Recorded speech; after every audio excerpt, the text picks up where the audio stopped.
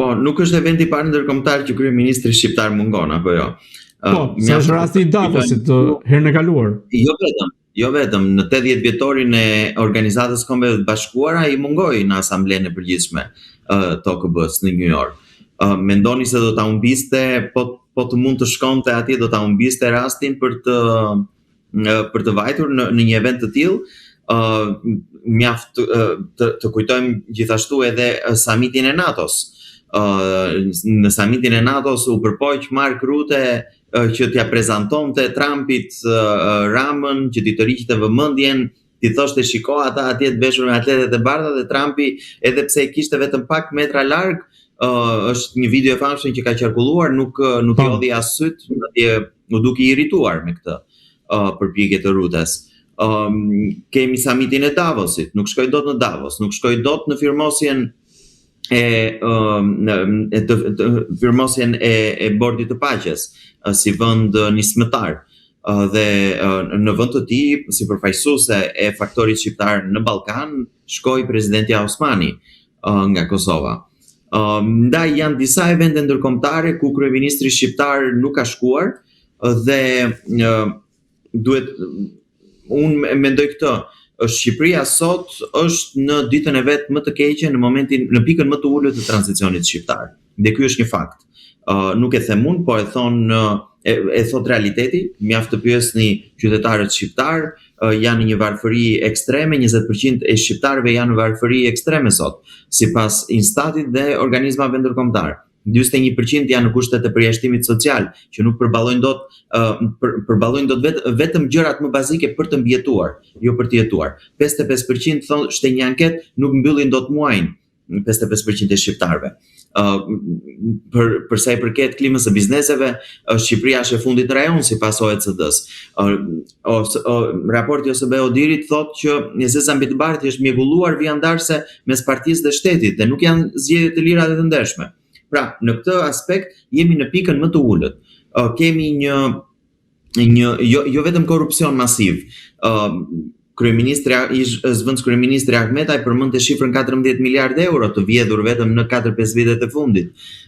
Por përtej kësaj kemi shkuar në një cënim të sigurisë kombëtare, të sigurisë mëtej rajonale, në një vend të NATO-s. Raportimet e mediave të ish zëvendës kryeministrit thonë që ka kompani ruse që futen në portin e Durrësit, që ka kompani në netim nga NATO, ka probleme të shumta që janë ngritur nga partnerët tanë për sa i përket Kajos, kompanisë shtetërore dhe kompanive BIA që janë krijuar nga Kajo, kompanisë për çështjen e armatimeve të Shqipërisë. Pra kemi kaluar në një stad tjetër, dhe kjo gjë nuk pranohet nga partnerët tanë, veçanërisht nga NATO, vendet e NATO-s, po dhe vende specifike si Shtetet e Bashkuara të Amerikës apo Gjermania. Tani, Shqipëria është në këtë pikë të ulët, dhe kjo ka bërë që kryeministri shqiptar të jetë vetë ai në pikën më të ulët të tij në këto 12 vite të sundimit të tij ndaj shqiptarëve. Dhe pikërisht se kemi kaluar në këtë cënim të sigurisë dhe të Shqipërisë që nuk shihet më si një partner, vjen dhe ky izolim ndërkombëtar i kryeministrit. Nëse dhe e mbyll me këtë, nëse legitimiteti i tij në sytë e shqiptarëve ka humbur që në mandatin e parë, dhe ne nuk kemi zgjedhje të lira dhe të ndershme që në vitin 2013 në Shqipëri, tashmë ka humbur dhe legitimiteti i tij si përfaqësues i shqiptarëve dhe në sytë e ndërkombëtarëve, dhe ndaj vjen ky izolim i tij ndërkombëtar. Si mendoni, a do të jetë më 19 shkurt në Washington kryeministri Edi Rama për të firmosur antarësimin e Shqipërisë në Bordin e Paqes, gjë të cilën e deklaroi në kuvend se do të jetë vetë në Shtëpinë e Bardhë për të firmosur antarësimin e Shqipërisë në Bordin e Paqes, apo tashmë duke nisur nga mungesa e tij në Davos, në konferencën e sigurisë në Mini, është shumë e vështirë të jetë në Washington? Po, në dijenin time nuk ka ndonjë ftesë për kryeministrin. Nëse do shkoj, unë këtë nuk e di, nuk mund ta them. Do shkoj apo jo. Duke ndërtuar si projekcion nga ajo çfarë ka ndodhur deri tani. Jo, faktet tregojnë këtë, që ka një farë ftohje me komunitetin ndërkombëtar, veçanërisht me amerikanët. po të shikojmë e dërguara me punë në ambasadën amerikane, zonja Nancy Van Horn, në çdo takim që bën me përfaqësues të qeverisë shqiptare, madje edhe me përfaqësues që nuk kanë lidhje fare me çështjet e sigurisë apo të rendit, edhe me ministrin e arsimit apo të shëndetësisë, ajo gjen një mënyrë që të fusi në deklaratën e saj luftën ndaj karteleve apo krimit të organizuar. Dukshëm nuk është duke ndodhur një luftë ndaj karteleve dhe krimit të organizuar, se do e kishim marrë vesh. Dhe partnerët tanë janë ndërkombëtar, janë shumë sensitiv. E thash dhe e ripërsëris këtë gjë sepse është e rëndësishme. Nëse mund të mbyllin një sy tek korrupsioni, që mund të bëhet nga qeveria, siç ka ndodhur në mënyrë masive me një korrupsion galopant në këto 12 vite, te çështjet e sigurisë, te çështjet e karteleve të drogës, e kështu me radhë, partnerët ndërkombëtar nuk falin, sepse ndikohen dhe ata vetë nga këto. Në raportin e Departamentit të Shtetit dhe në të klimës së investimeve dhe në raportin e Departamentit të Shtetit për narkotikët të shtatorit 2025 dhe kushdo që na ndjek mund ta verifikoj vetë, është e shkruar e zeza mbi të bardhë që Shqipëria është kthyer në një hub, në një korridor të rëndësishëm të trafikimit të kokainës dhe të heroinës, që nuk ka qenë më përpara.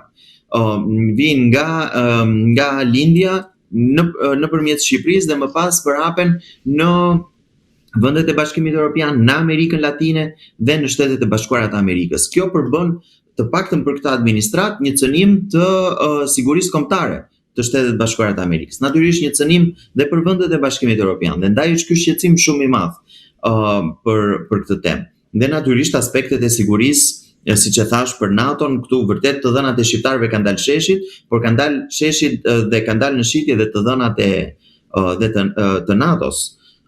E kemi ndjekur të gjithë skandalin që ka ndodhur me Akshin dhe me rastet e tjera që përmenda më herët. Ndaj për amerikanët është ky shqetësim. Nëse do vej kryeministri atje apo jo, mund të vej dhe t'i thonë, t'i japin mesazhin që kanë për t'i dhënë kryeministrit, ashtu siç ja kanë transmetuar her pas here, po unë në dijenin time nuk kam ndonjë informacion që Shqipëria ka marrë një ftesë për të shkuar në atje, sepse është dhe, domethënë ai nuk është takim ose një ceremoni që do bëhet për firmosin. Firmosja u bë në Davos. Ky është takimi i parë i punës i vendeve anëtare që kanë pranuar atje apo vendeve të tjera që mund të shtohen rrugës, natyrisht që nuk do jenë vende themeluese. Apo përpiqet Edi Rama që të blej një ftesë në Shtëpinë e Bardhë përmes investimeve që mund të realizojnë, po themi vajza dhe dhëndri Donald Trump në Sazan dhe Zvërnec, gjë të cilën mediat italiane në një reportazh që kishin realizuar së fundmi deklaronin, duke u referuar dhe ekologjistëve, që ky është një projekt shkatrues. Mua më vjen mirë që e bët këtë pyetje, sepse gjej rastin dhe për ta sqaruar që në Shqipëri është krijuar ky perceptimi që erdhi vajza e presidentit Trump dhe tani ushit edhe Trumpi, vajti me Ramën apo ku diun, histori të tilla. Ne e gjykojmë politikën amerikane dhe mënyrën se si funksionojnë gjërat atje me mënyrën se si funksionojnë në Shqipëri, që po njohë një të afërm t'i vetes gjithpunë e kështu me radhë. Unë ju garantoj që më shumë di shefja e kabinetit e presidentit Trump se sa di vajza e tij për qëndrimin politik të presidentit apo qasin që ai ka ndaj drejtuesve të ndryshëm të shteteve të ndryshme e kështu me radhë. Dhe atje janë shumë të kujdesshëm që ta ndajnë pjesën personale nga pjesa shtetërore, sepse ka mekanizma të cilat bëjnë hetimet e nevojshme të posaçme në raste të tilla e kështu me radhë. Është kongresi që mund të hetojë, janë instanca të tjera, drejtësia është e pavarur dhe mund të hetojë dhe drejtuesit e shtetit që nga presidenti edhe gjithë të tjerët me radhë. Ndaj unë do sugjeroja këto që t'i ndante këto dy aspekte, këto dy tema.